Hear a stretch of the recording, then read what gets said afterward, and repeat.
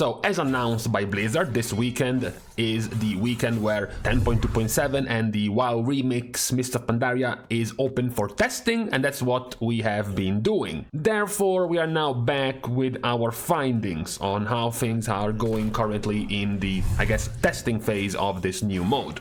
Particularly when it comes to rewards, when it comes to okay, what exactly can I get out of this event? So just to be clear, because I have seen some players be slightly confused about this, everything, and I mean literally everything, you earn in this alternative mode will carry over to retail once the event ends, which presumably will be around the pre-patch of the next expansion or right when the expansion begins. So everything from your mounts that you can collect, the transmogs that you can collect, even the pets or the toys you are collecting will carry over to Dragonflight and soon the War Within, and you will be able to use those things in the actual retail version of the game. The only thing that will not be available to use, of course, are the special gems, right? The special gear that comes from the event.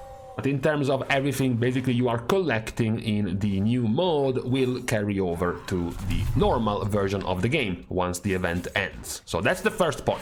Now, as for the second point, Blizzard initially, especially from the data mining, we did see a whole bunch of new mounts, alternative versions, recolors, etc, etc. So there was this idea that the event was going to give you some extra things, but not much from the actual Mist of Pandaria expansions. Some players went very high, I have to say, risking the overdose of hopium, expecting things like challenge mode, appearances coming back, etc, etc. Blizzard quickly clarified that wasn't going to be the case. But now that we are in-game, we get to see that the vendors available from this mode are actually selling you on top of the extra stuff. So on top of the new mounts and the few other recolors they are adding to the event, etc, etc, there is also available pretty much every single appearance and toy and mount from Mist of Pandaria, of the, let's say, rare ones.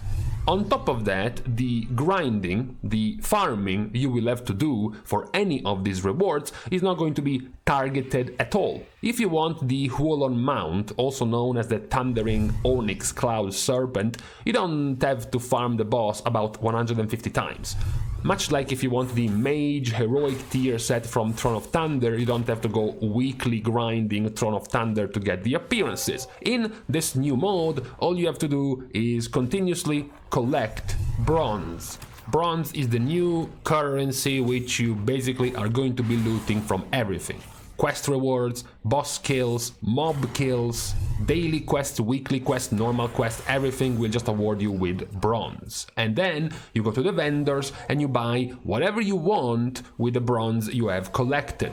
You want to spend your bronze for some of the rare toys available from Mist of Pandaria that are now unavailable? You can. You want to spend your bronze on the special rare mounts. Things like the Clutch of Jikun is available to just straight up buy. Even the Elegon mount. We saw there was going to be a recolored version of the Elegon mount, a golden version as an achievement reward, but there is also the normal, original version of Elegon's mount up for purchase just with bronze. Same goes for every single tier set appearance from LFR to normal to heroic and mythic, which it might confuse some players because back then up to Siege of Orgrimmar the difficulties were LFR, flex, normal and heroic. But now they are keeping the current version of the difficulties, so LFR, normal, heroic and mythic, and you can just target buy whatever you want. From the toys to the pets to the mounts. On top of this, the shop doesn't just have the current tier sets from Mists as well as some of the recolored additions. It also has some returning rare things, like for example the Dark Shaman sets available back from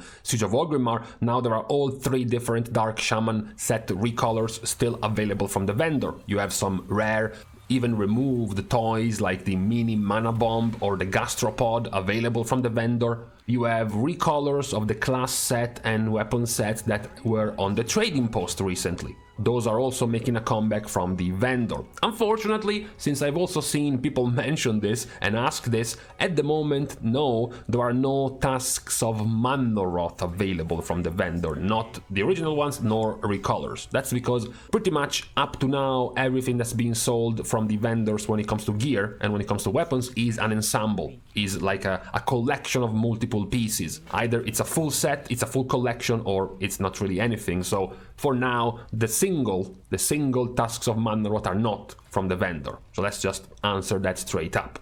The other quality of life addition, which is likely a preview of what is going to be available with the War Band system from the War Within expansion, is that if you notice as we scroll through these items and these collections of gear, all of these show up as available to be used. Even though this character is a rogue, and I'm scrolling over a mage tier set, a priest tier set, a warrior tier set, and it shows as being usable. But then, if you look at the transmog appearances, you will see they are in red, because I cannot actually equip them myself.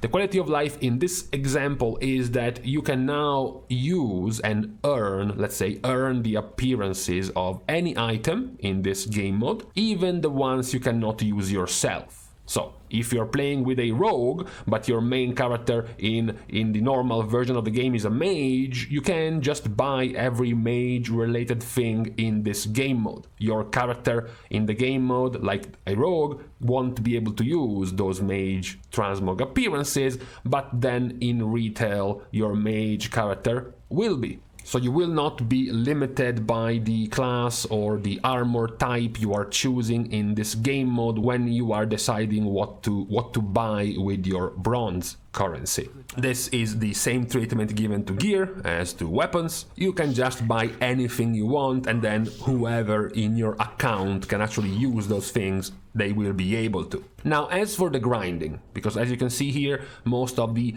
ensembles of gear, for example, cost about 5,000 bronze. So the question will be, at max level, for example, how much bronze you will be able to get? Well, we don't quite know yet. For example, the bronze from the raid bosses, the bronze from the dungeons. But even just leveling, in just 10 to 15 minutes of leveling, you got like 500 to 600 bronze from just turning in quests or killing mobs.